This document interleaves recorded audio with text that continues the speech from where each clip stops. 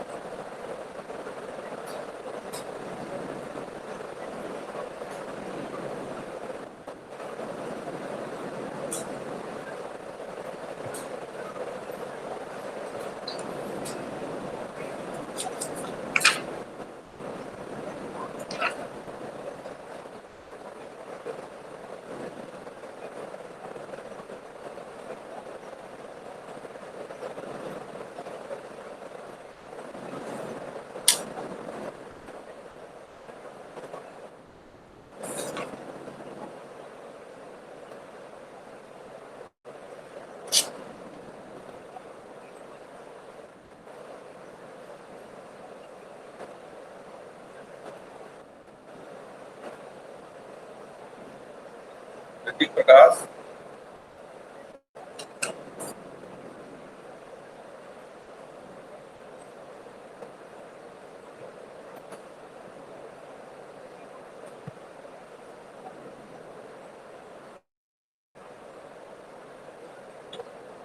ऋतिक प्रकाश। जी sir. हाँ, अपने दोस्त को भी लेते आते। ऋतिक श्रीवास्तव को तो ज्यादा दिन बचे नहीं है, 2-3 क्लासेस और बची हैं।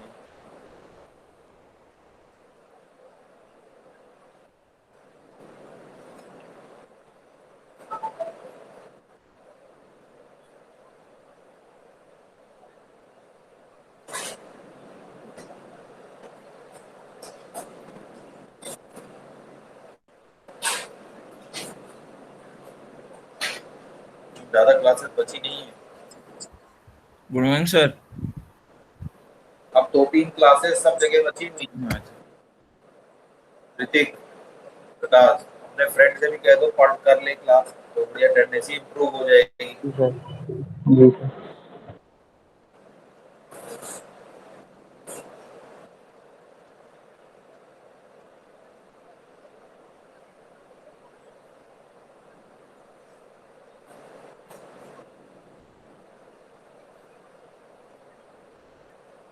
कह दो, सब कह रहे थे कि आप लोग डर से तो ऊपर उठ चुके हैं, नंबर नहीं मिलेगा या कुछ नहीं होगा, ये हो जाएगा वो हो जाएगा, वो तो आपको परवाह कर रहे हैं। हम लोग चाहते हैं आपका नुकसान ना हो, इसलिए कह रहे हैं।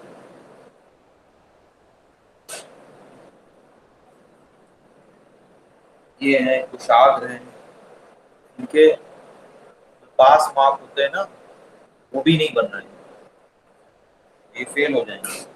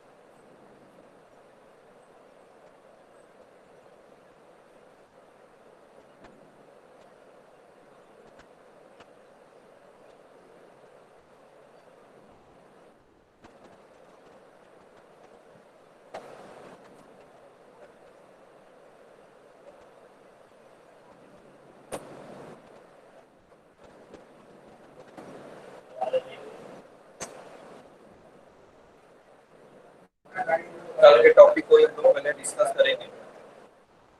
कल हम लोग ने रिस्क असेसमेंट पढ़ लिया था, आज रिस्क कंट्रोल को भी डिस्कस करेंगे।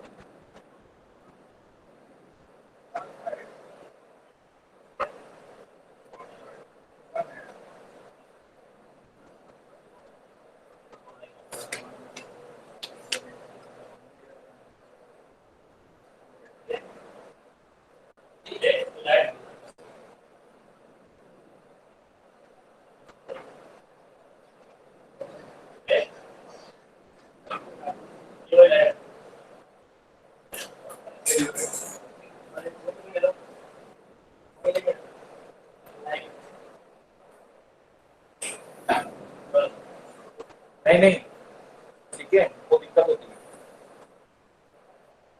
वीरेंद्र।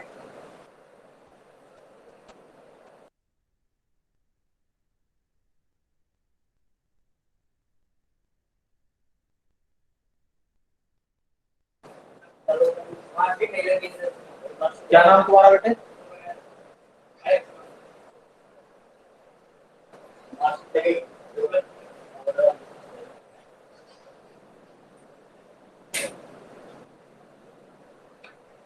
इनके पापा को ही बुलवाइए, इनके अटेंडेंस बहुत कम है। इनके अटेंडेंस कम होगी, उनका फॉर्म नहीं होगा। इनके फादर को बुला लीजिए।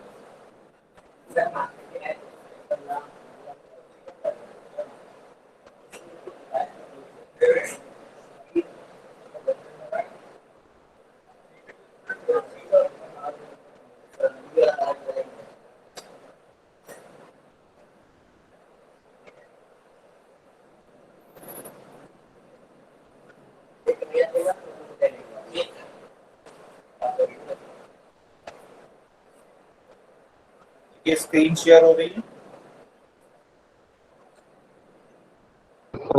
Yes sir. यस सर हो रही है। तो कल हम लोग ने डिस्कस किया था रिस्क एनालिसिस से। आज जो हमारा मैनेजमेंट एक्टिविटी का जो सेकेंड फेज है, कल हम लोग ने रिस्क आइडेंटिफिकेशन, रिस्क एनालिसिस और रिस्क प्रायोरिटाइजेशन तक काम कर लिया था। आज हम लोग रिस्क कंट्रोल पे बात करेंगे। रिस्क को कैसे हम लोग कंट्रोल कर सकते हैं, अवॉइड कर सकते हैं टू अ लार्ज एक्सटेंट, ज्यादातर। Risk control is the process of managing risk to achieve desired outcomes. The identifying risk of a plan that are determined and the project must be made to include the most harmful and the most likely risk. ये ध्यान रखिएगा, जब भी हम लोग जब project को develop करते हैं तो इन सारे फैक्टर्स को ध्यान में रख करके इनको रिस्क को इंक्लूड कर लेना चाहिए। अवॉइड करने के लिए हमें इनको पहले टैकल करना पड़ेगा। इनको इन्वॉल्व करिए कि हम ये क्या काम करने जा रहे हैं। देन ओनली जब आप ये डॉक्यूमेंटेशन में और प्रोजेक्ट के इम्प्लीमेंटेशन में इसको इन्वॉल्व कर लेंगे तो आप उसको इजिली कंट्रोल कर पाएंगे और हैंडल कर पाएंगे। Different risk need different containment method. Most risk need ingenuity on the part of project manager in tackling the risk. ज्यादातर ये जो आपका प्रोजेक्ट मैनेजर होता है, प्रोजेक्ट मैनेजर जो है वो इन जनरल सारे ही रिस्क को कवर करता है, आइडेंटिफाई करता है और एड्रेस भी करता है, और तभी जाकर के हम उसको कंट्रोल कर पा सकते हैं। There are three main methods to plan for a risk management. First one is, to a large extent, we should avoid the risk. हमने कहा जब हम इसको इंक्लूड कर लेंगे, इसको इंक्लूड का मतलब काम गलत नहीं करेंगे, लेकिन वो फैक्टर्स उनको आइडेंटिफाई कर लेना, उससे भागना नहीं, उसको फेस करना, ये जरूरी है। तो जो मेथड्स हमारे होते हैं, पहला avoid the risk. This may take several ways such as discussing with the client to change the requirement, to decrease the scope of work. आपको कन्विंस करना पड़ेगा, इसके लिए बहुत सारी टेक्निक्स हम लोग यूज करते हैं जिसके थ्रू हम अपने क्लाइंट को कन्विंस करते हैं, ठीक है। और ये हमारा ब्रेन स्टॉर्मिंग से लेकर के, ट्रेनिंग से लेकर के, और कुछ एग्जाम्पल जो डेमोज हैं वो दे करके आप उसको कन्विंस कर सकते हैं कि आप अपनी रिक्वायरमेंट को थोड़ा सा चेंज कर दीजिए। जो टास्क आप पहले इस तरह से परफॉर्म कर रहे थे, now you are required to change your working. अपने मेथड को बदलना है, नीड को बदलना है, ठीक है, थिंकिंग को शिफ्ट करना है। Giving incentives to the engineer to avoid the risk of human resource turnover. साथ ही साथ ये हमें ध्यान रखना है, अवॉइड करना है। ह्यूमन रिसोर्स टर्नओवर का मतलब नहीं कि बहुत सारे लोग छोड़ चले जाते हैं।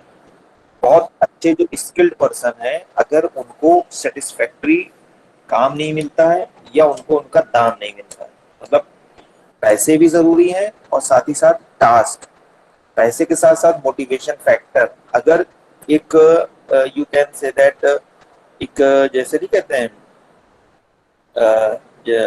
सही पोजीशन मिलना, रिकॉग्निशन, ठीक है, उनके टास्क को रिकॉग्नाइज कर, प्रेज करना, ये अगर नहीं होगा, इसको हम लोग मोटिवेशन से ज्यादातर जोड़ देते हैं, ऐड कर देते हैं, तो फिर जो टर्नओवर है वो बढ़ जाता है।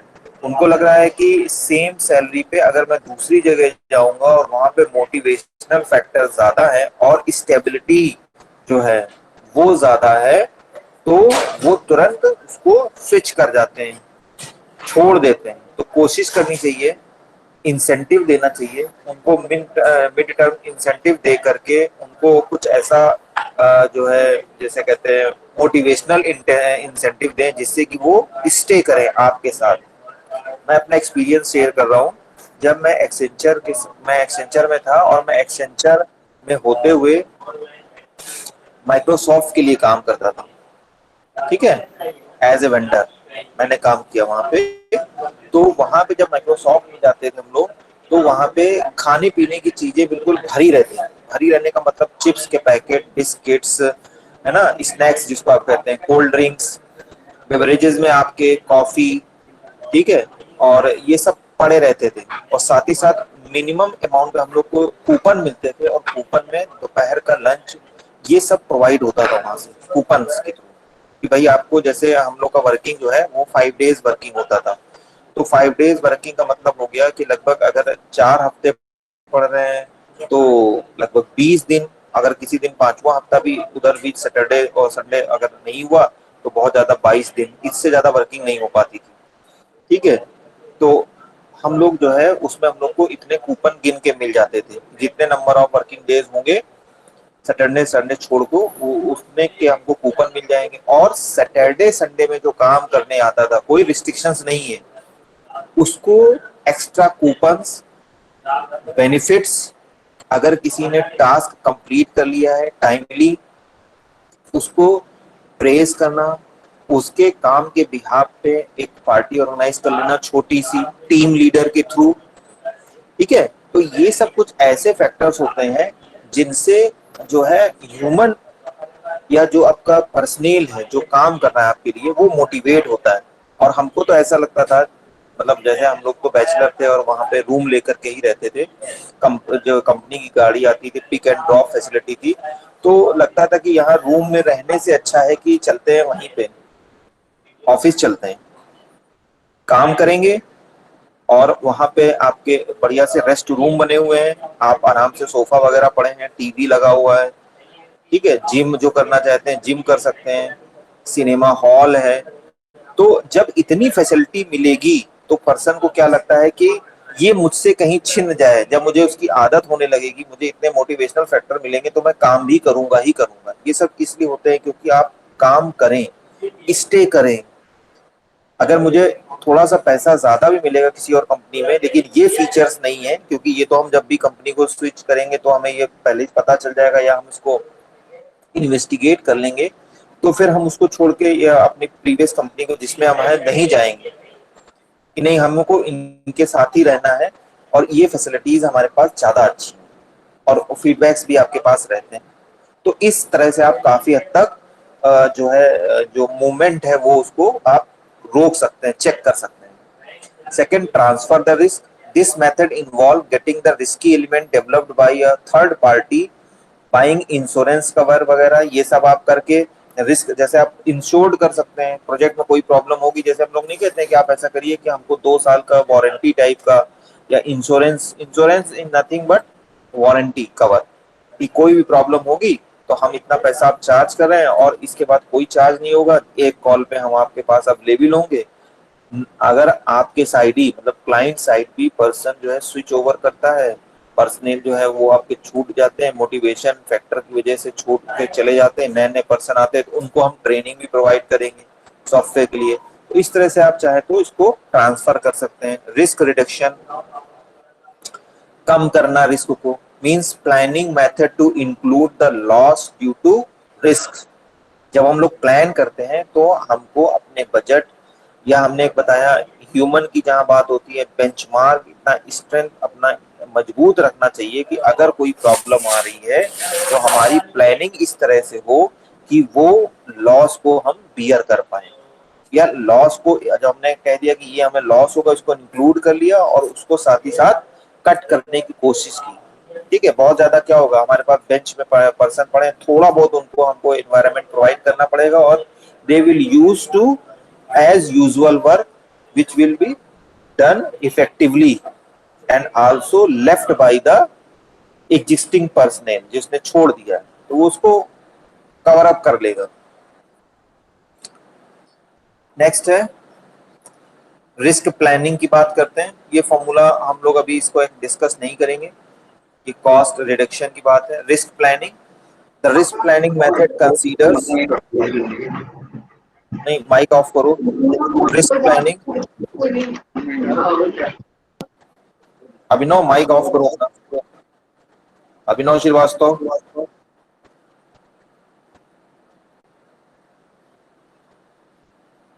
Risk planning method consider each of the key risks that have been identified and develop ways to maintain these risks. Second है रिस्क मॉनिटरिंग, जब हम कोशिश करते हैं कि रिड्यूस करें प्रॉब्लम को अपने, तो दूसरा होता है risk monitoring. Risk monitoring is the method that you assumption about the product process and business risk, जो हमने पहले कैटेगराइज किए थे।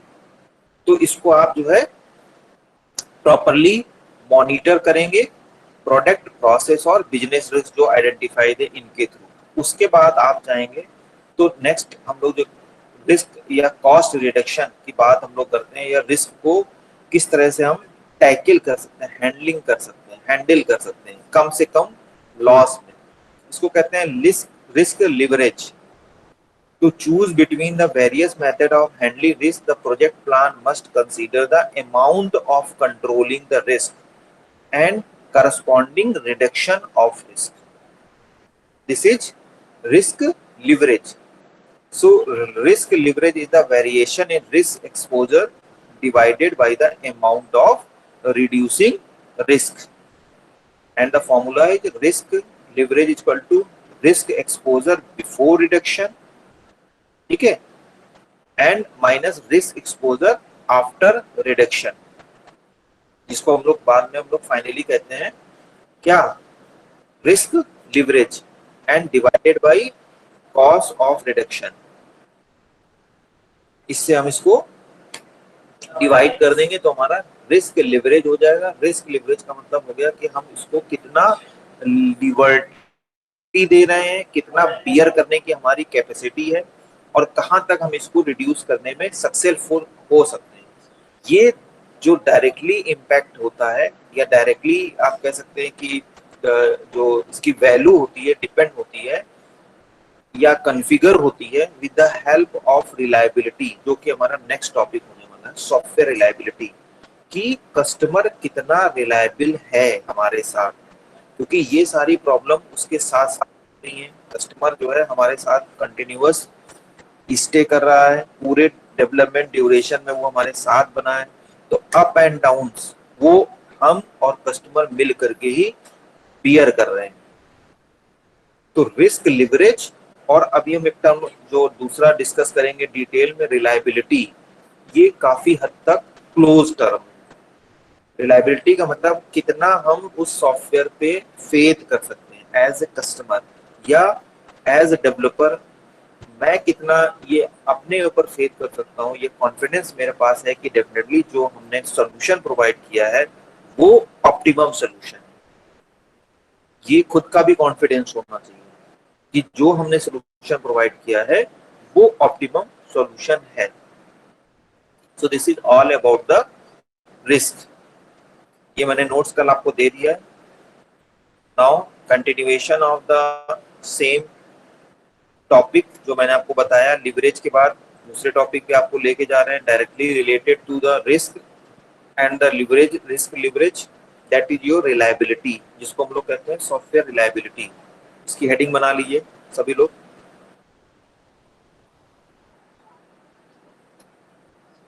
हेडिंग बना लीजिए जल्दी।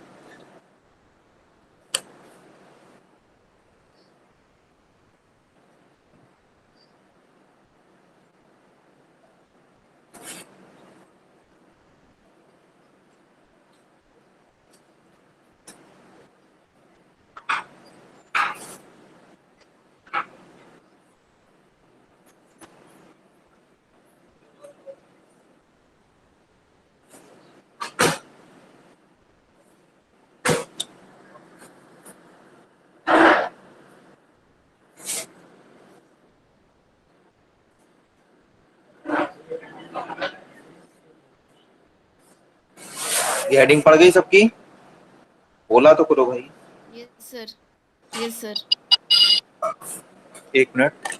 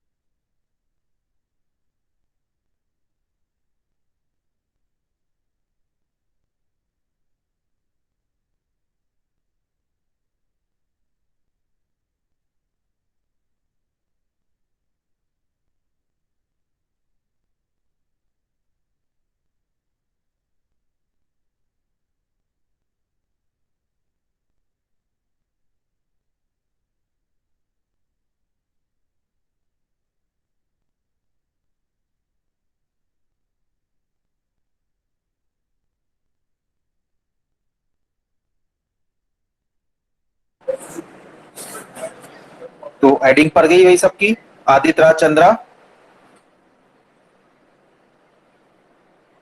आदित्य, ये ज्वाइन करके भाग जाता है मुझे लगा कहीं। अर्पित, अर्पित श्रीवास्तव, यस आवाज सर। आ रही है मेरी? हाँ, यस हेडिंग सर, आ बनाई? रहे हैं। Yes sir. नहीं, आ नहीं रहे हो, मेरी आवाज आ रही, मैं ये पूछ रहा हूँ तुम क्या करोगे नहीं आगे? नहीं, आ रही सर, आवाज आ रही है। हाँ, बोलते रहो बस, और क्या। यस। हेडिंग डालिए software reliability. Software reliability means, bold लिखा हुआ है, operational reliability means ability of system और सब सिस्टम और component to perform its required function under static condition for a specific period। तो जब हम सॉफ्टवेयर रिलायबिलिटी की बात करते हैं तो इसमें टाइम कॉन्स्टेंट भी रहता है। जब हम स्पेसिफिक पीरियड की बात करते हैं, यानी कब तक हम सॉफ्टवेयर पे विश्वास कर सकते हैं, रिलायबल हो सकते हैं, यानी हम कोई भी काम कर रहे हैं। जैसे आप सभी लोग जानते हैं कि हम लोग को अभी छोटा सा भी अगर कैलकुलेशन होता है तो भी डायरेक्टली रिलायबल ऑन कैलकुलेटर। तो हम कैलकुलेटर पे इतने ज्यादा मतलब रिलायबल हैं, उसको हम इतना ज्यादा उस पर बिलीव करते हैं कि जो भी उसने कंप्यूट करके मुझे रिजल्ट दिया होगा वो करेक्ट ही होगा।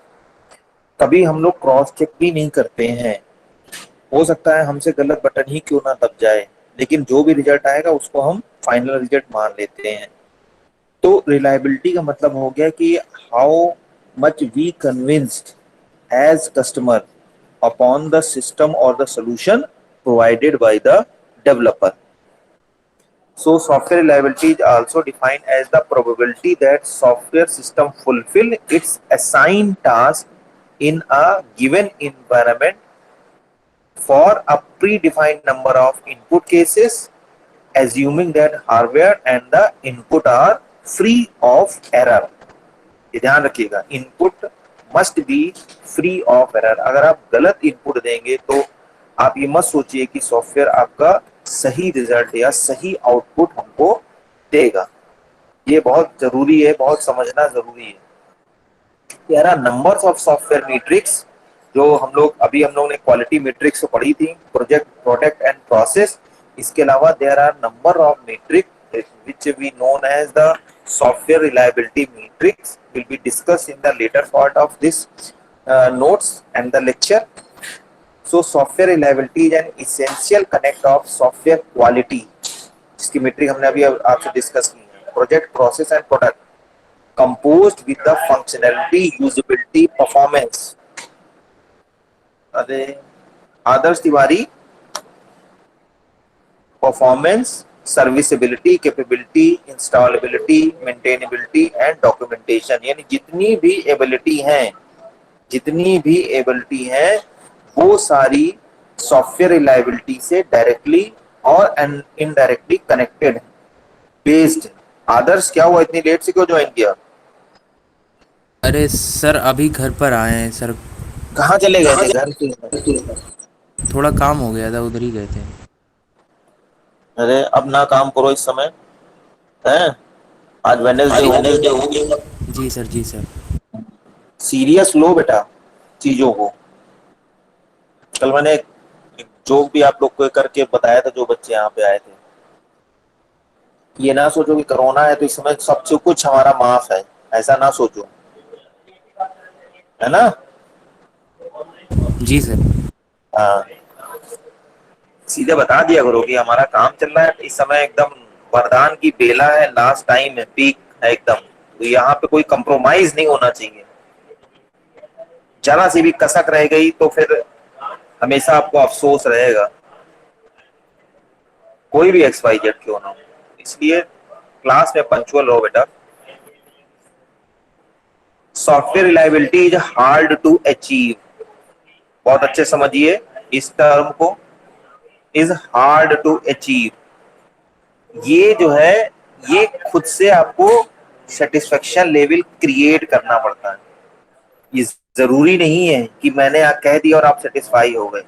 आपको खुद से अपने आप को सेटिस्फाई कराना पड़ेगा, और ये डिपेंड करता है कि हाउ नॉलेजेबल यू आर।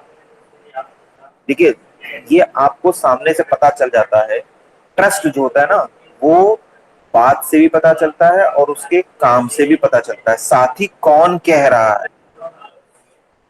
आप इस बात को समझते हैं कि ये मैटर है कि नहीं हमारा? ये देखो, सब अवनीश भी अभी पता नहीं कहाँ से दौड़ दौड़ के चले आ रहे हैं, जब भी हम कोई एकदम उसमें टॉपिक को कोशिश करते हैं कनेक्ट करने की तो कुछ ना कुछ। अवनीश तुमको क्या हो गया था? या तुम इनको री ना दे। Avneesh Chauhan yes sir. तुमको क्या हो गया था भाई? सर फोन डेड हो गया सर, 10% के नीचे बैटरी थी तो सर। क्विज नहीं थी क्या आज BCA 404 की? नहीं सर, क्विज कर ली थी, उसके बाद सर थोड़ी बैटरी बची थी। ये तो बहुत दिक्कत वाली बात है कि मतलब फोन भी बहुत समझदार है, मतलब नहीं क्विज में सर एकदम वो सही चला। हाँ सर वो 9:30 पे हो गई थी क्विज। हाँ, मतलब बहुत समझदार है, ये तो बात सही है। ठीक है, तो मैं अभी एक बात कह रहा था कि जब भी हम कोई बात कहते हैं, कोई अगर हम एकदम फंडामेंटल ट्रुथ भी बोलेंगे तो ये भी बात की बहुत वैल्यू है कि who is saying truth is always truth, anyone can say, कोई भी कह सकता है, लेकिन ये सामने वाले पे डिपेंड करता है कि वो कितना ट्रस्ट करता है दूसरे पर्सन पे जो कि कह रहा है कि मैं सच कह रहा हूं, मतलब वो उसके सच को भी कितना सच मानता है। इसका आपको बहुत प्रैक्टिकल एग्जांपल मैं बताता हूँ। ये बहुत हमारा, क्योंकि हम लोग के जो है जो भी कह सकते हैं जो जो हिस्टोरिकल और होली जो अपने जो नहीं होते हैं, जो वेद हैं, रामायण है, पुराण है, महाभारत है, इन सब की जो कथाएं होती हैं ये बहुत एकदम प्रैक्टिकली रिलेट हैं अपने ये मॉडर्न कंप्यूटर सिस्टम, जो सॉफ्टवेयर सिस्टम कहने की जो बात कहते हैं या रिलायबिलिटी की बात करते हैं, इनसे डायरेक्टली रिलेटेड है। वो अश्वत्थामा मारा गया वाली कहानी और ये इंस्टेंस आप सबको पता होगा। भीम ने चिल्ला के बोला था कि मैंने अश्वत्थामा को मार दिया है, लेकिन द्रोण ने नहीं माना। वो गए कहा? युधिष्ठिर के पास। युधिष्ठिर कभी झूठ नहीं बोलता, तो युधिष्ठिर ने भी ये बोला कि ये जो है अश्वत्थामा मारा गया है, लेकिन बाद का जो स्टैंजाज है, क्योंकि वो संस्कृत में एक श्लोक के फॉर्म में उसने बोला, तो अश्वत्थामा जो है वो एक हाथी का भी नाम था। तो वो जो गज वाला वर्ड है ना, जब वो लास्ट में जब वो गज वाला बोल रहे थे तब तक जो है भीम ने एक तो मारा भी और शैतानी ये कर दी कि शंख बजा दिया।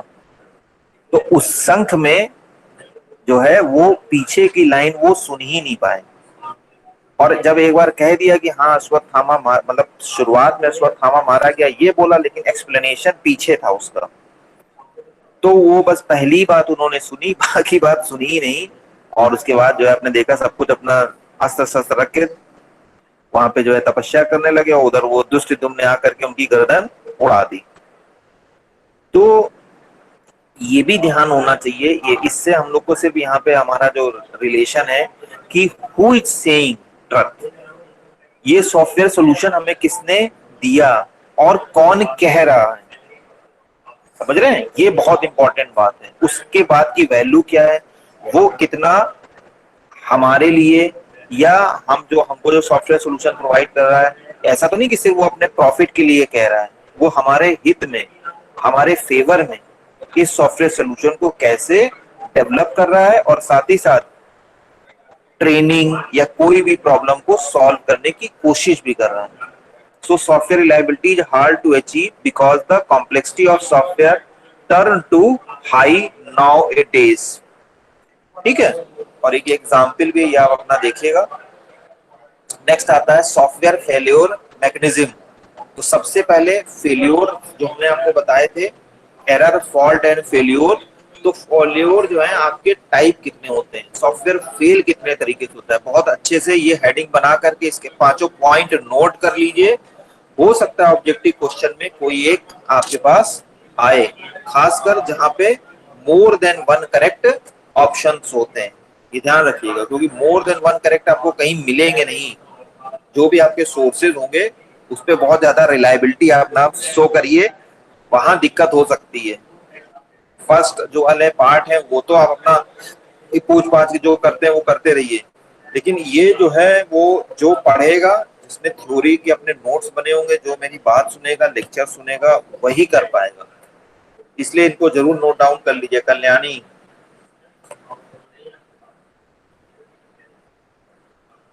यस सर तो बोल दो। Yes sir. हाँ लिख लो। कल्याणी का मतलब सिर्फ कल्याणी नहीं लिख रही है, सब लोग लिखेंगे। हर्षित यादव, हर्षित यादव। यस सर लिख रहा हूँ। हाँ, बोल दिया करो कभी कभी तुम भी। इमरान। Yes sir. हाँ, बोलते रहा करो। लिख रहे हो यस सर। कि मतलब ऐसे ही कह रहे हो यस सर? नहीं सर। हाँ, मतलब दूसरी बार धीमे आवाज आई इसका मतलब लिख नहीं रहे। नहीं सर। लिख लो। ठीक है, हम नोट्स भी जमा कराएंगे आखिरी में सभी लोग, इसलिए बाद में ये ना कहिएगा कि आपने सर बताया नहीं था। ट्यूट की कॉपीज सब कुछ,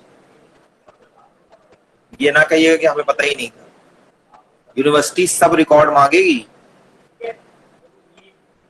सो software failure mechanism, there are different types of software failure. Transient failure, these failures only occur with specific inputs. Transient का मतलब कोई बताया इंग्लिश मीनिंग? सुचिता सोनी, ये देखो, या स्टाइल जुड़ गए भैया। सुचिता,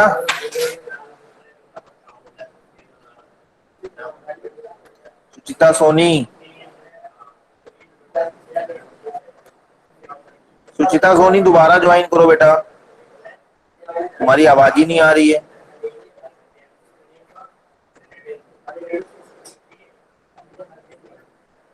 सुचिता सोनी दोबारा ज्वाइन करो। श्रुति,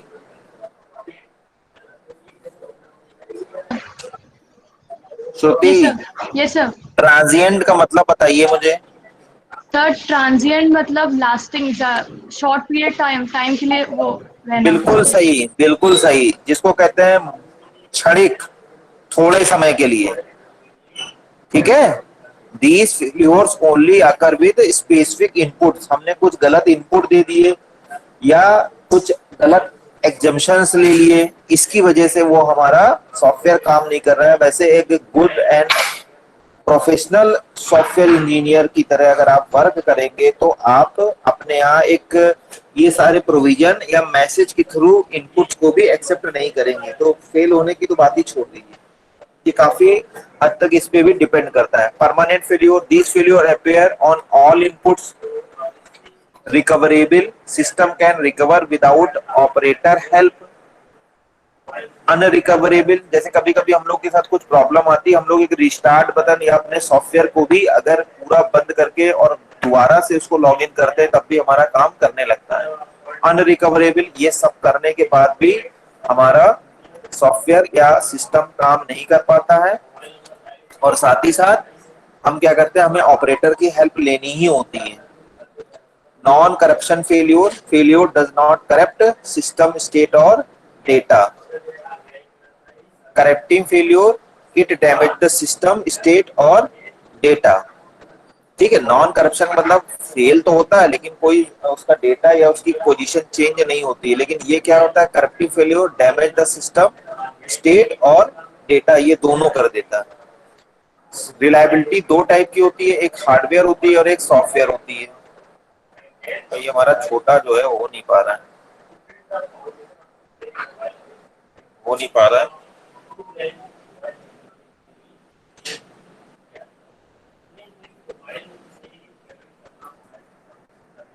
Hardware reliability faults are mostly physical faults. Software faults are design faults which are tough to visualize, clear and detect and correct. Hardware component generally fail due to wear and tear, ज़्यादातर. Software component fail due to bugs. In hardware design, faults may also exist, but physical faults generally dominate. In software, simply find a strict corresponding counterpass, that is manufacturing. हमारे यहाँ development होता है as the hardware manufacturing process.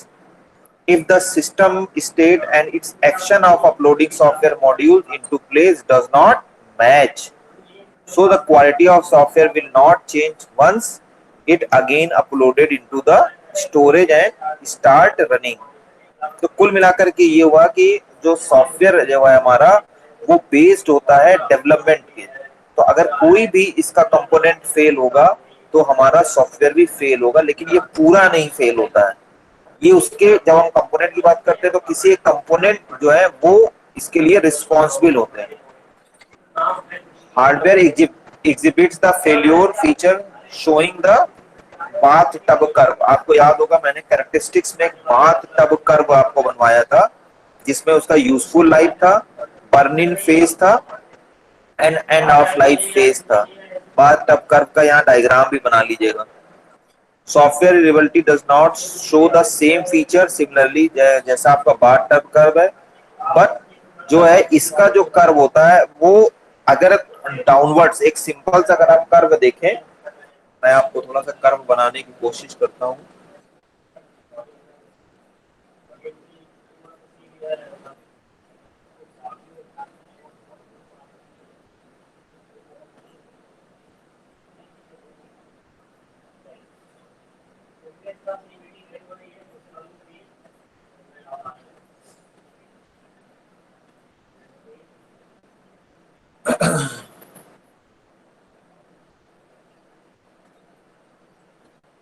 ये screen मेरा white board देख पा रहे हैं आप लोग? Yes, sir. Yes. इसका जो फेल्योर होता है वो टू अ लार्ज एक्सटेंट इस तरह से लगभग फेल्योर होता है, बहुत कम समय के लिए। यहाँ ये टाइम होगा और ये रेट ऑफ फेल्योर हो जाएगा।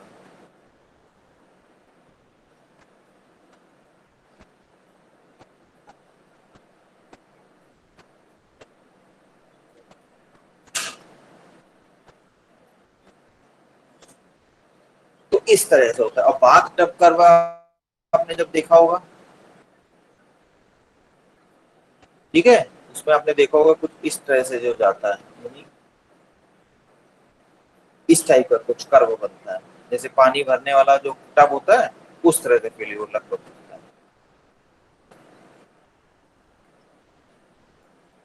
Software reliability measurement technique. तो सबसे पहले सॉफ्टवेयर रिलायबिलिटी की मेजरमेंट टेक्निक के लिए आपको सॉफ्टवेयर क्वालिटी मीट्रिक्स जाननी पड़ेंगी, जो हम लोग ऑलरेडी डिस्कस कर चुके हैं। ये प्रोडक्ट मीट्रिक होती है आपकी, प्रोजेक्ट होती है और प्रोसेस होती है। ये हम लोग तीनों पढ़ चुके हैं, ठीक है, ये हमने आपको पहले ही बताया था। तो ये आपके पास नोट्स भी है और इसके साथ भी नोट्स आपके पास पहुंच जाएंगे। नेक्स्ट है very very important reliability matrix, very very important, और इनके नाम भी लिख लीजिएगा और फुल फॉर्म ये इससे आएंगे। अगर ऑब्जेक्टिव क्वेश्चन में आपको ये सब मिलेंगे, श्योर मिलेंगे, मैं आपको फिर से बता रहा हूँ, इस तरह के क्वेश्चन आपको जरूर मिलेंगे सॉफ्टवेयर रिलायबिलिटी मैट्रिक के। इनके ये फॉर्म जरूर नोट कर लीजिए। Number 1 mean time to failure, MTTF, ये इस फॉर्म में मिलेंगे, शॉर्ट फॉर्म में MTTF, mean time to failure. वो क्वालिटी मैट्रिक्स थे, प्रोजेक्ट, प्रोसेस, प्रोडक्ट, तो कंफ्यूज नहीं होंगे, और ये हमारे रिलायबिलिटी मैट्रिक्स है। तो MTTF is describe as the time interval between two successive failure. इसको मैं अंडरलाइन करता हूं तो पढ़ने के लिए यही एक लाइन आपकी इफेक्टिव रहेगी। MTTF जैसे लिखा भी है मीन टाइम टू फेल्योर, तो दो सक्सेसिव फेल्योर के बीच का टाइम इंटरवल ये होता है मीन टाइम टू फेल्योर, जो रिलायबिलिटी मैट्रिक्स का ये पहला टर्म, पहला हम लोग का ये। An MTTF of 200 mean that one failure can be expected each 200 time units. इसका मतलब ये हुआ, the time units are entirely dependent on the system and it can even be stated in the number of transaction. MTTF is consistent for the system with a large transaction. ठीक है। Second है mean time to repair, mean time to repair, ध्यान रखिएगा। Once failure occurs, some time is required to fix the error. So mean time to repair measure the average time it takes to track the error causing the failure to fix them. ये मैं underline कर ले रहा हूं, तो आप इसको लिखते भी चलिए साथ ही साथ। डेफिनेशन का भी ऑब्जेक्टिव हो सकता है। MTTR, MTTR।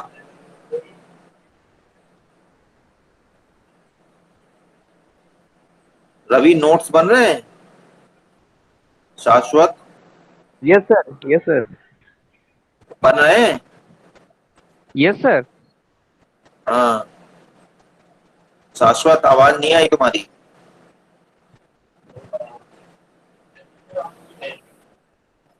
शाश्वत श्रीवास्तव भाग गए क्या?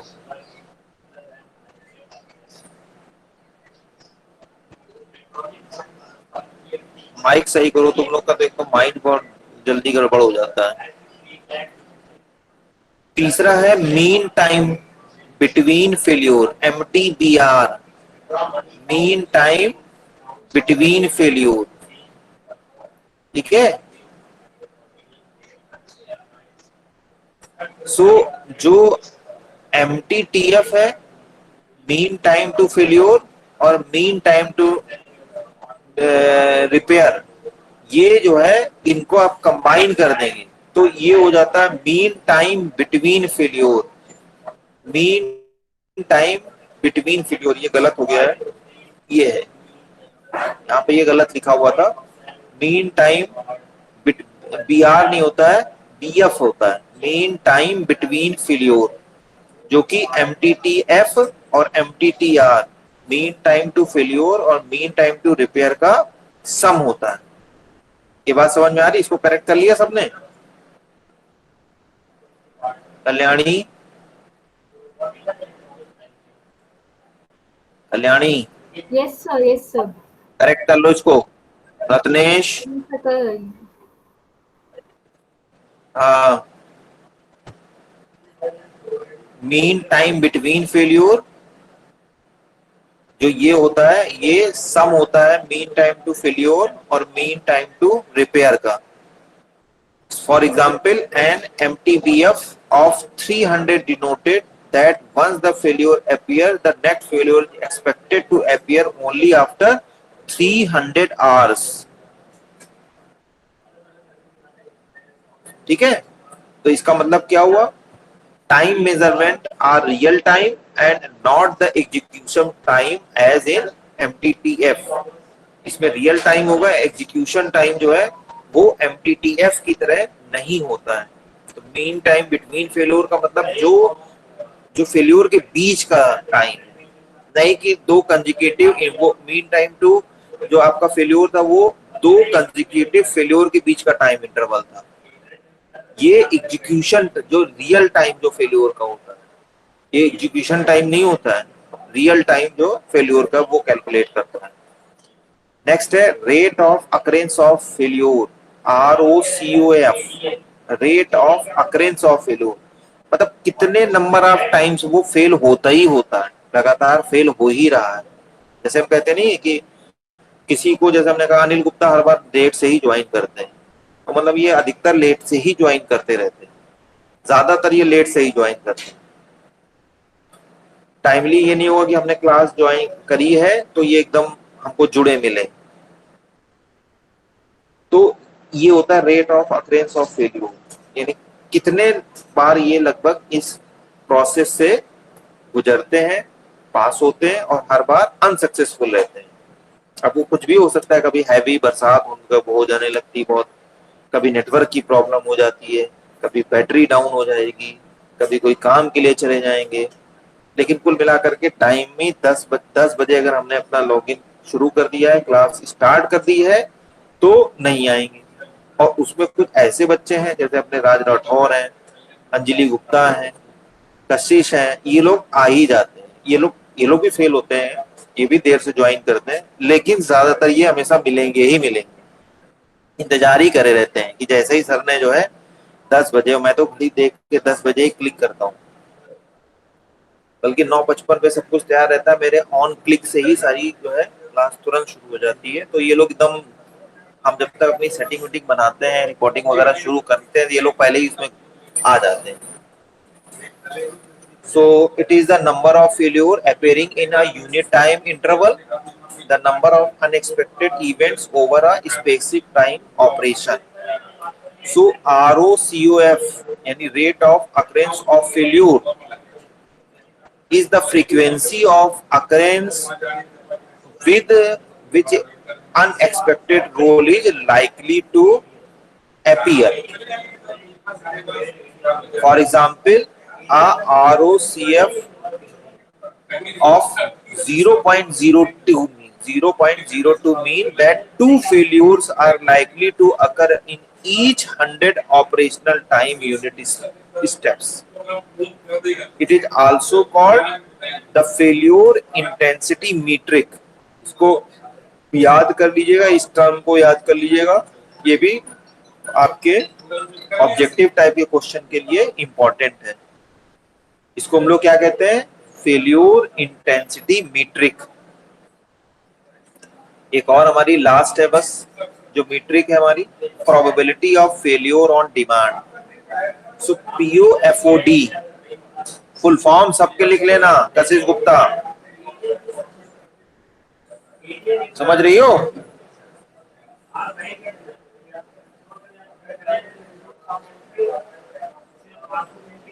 कशिश गुप्ता कहाँ भाग गई? Yes sir, yes sir.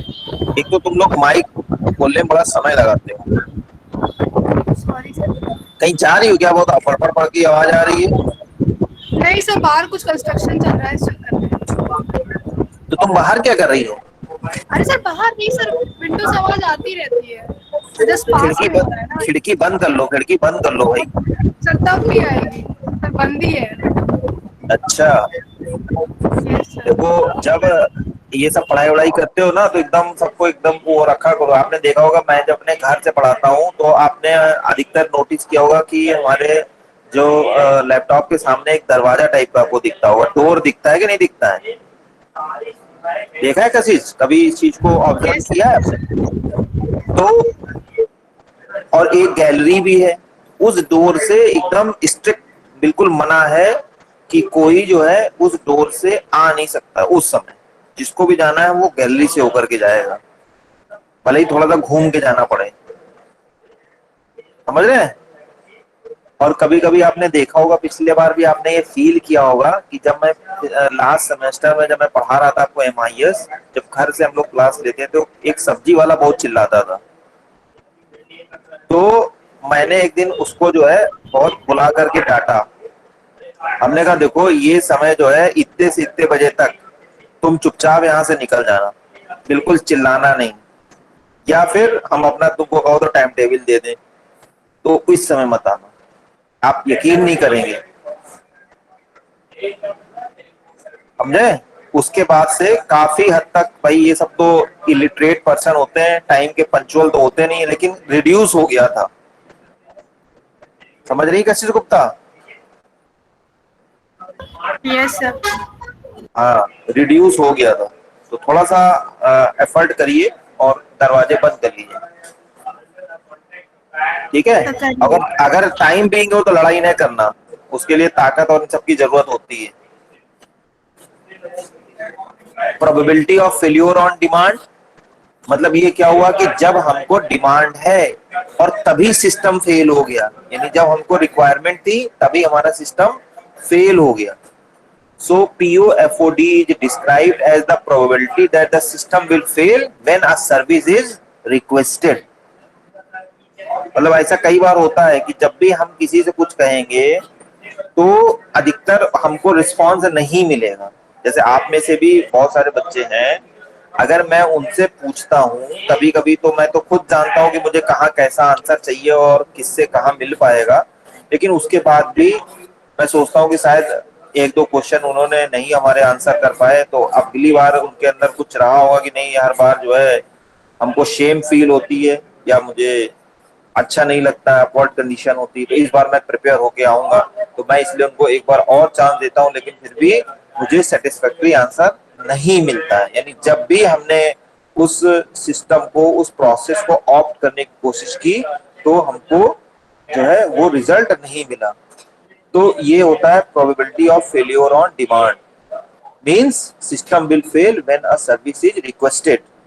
So it is the number of system deficiency given several system inputs.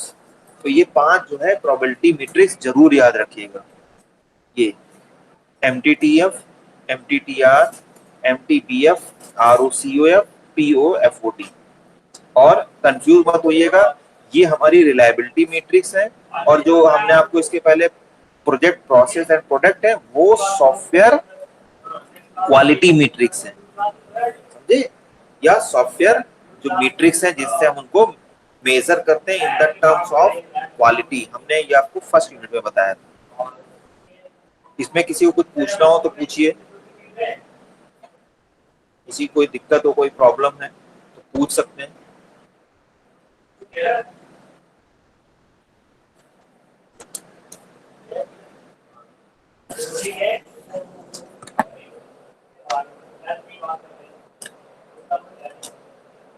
कुछ पूछना हो तो पूछिए,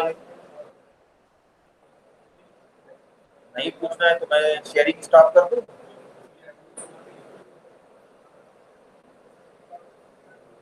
शेयरिंग स्टॉप कर दूं। अंशुमान को इतनी जल्दी, में देर से तो क्लास ज्वाइन किया, अटेंडेंस इनको बहुत जल्दी चाहिए। सर गलती, मैं अंशुमान कहाँ जाना है? सॉरी सर, गलती हो गई, सॉरी। तब फिर लिखा नहीं होगा कुछ भी। राज, मैं शेयरिंग ऑफ कर दूं। यस सर, ऑफ कर दीजिए।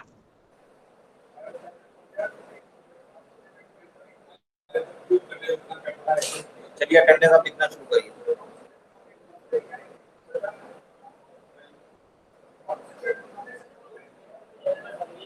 समय होता है तो अटेंडेंस लिखी जाती है, ये नहीं कि बस शुरू हो गए एकदम।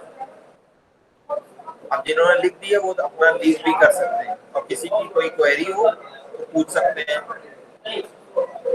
दोनों टॉपिक में से मैंने रिस्क भी बता दिया और रिलायबिलिटी बता दिया। कल अलग नए टॉपिक के साथ मिलेंगे। ये सब हमारा सॉफ्टवेयर प्रोजेक्ट मैनेजमेंट के अंदर, प्लान के अंदर आता है, ध्यान रखिएगा। सॉफ्टवेयर प्रोजेक्ट मैनेजमेंट में इम्पोर्टेंट टर्म्स हैं और आपके लिए बहुत आगे काम आने वाले हैं।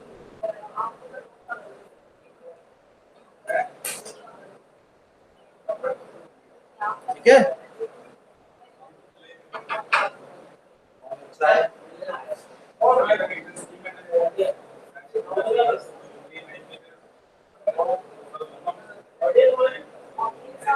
ठीक है, लीव कर दीजिए। Best of luck. इतने लोग कुछ बच्चे हुए, अभी किसी को पूछना है?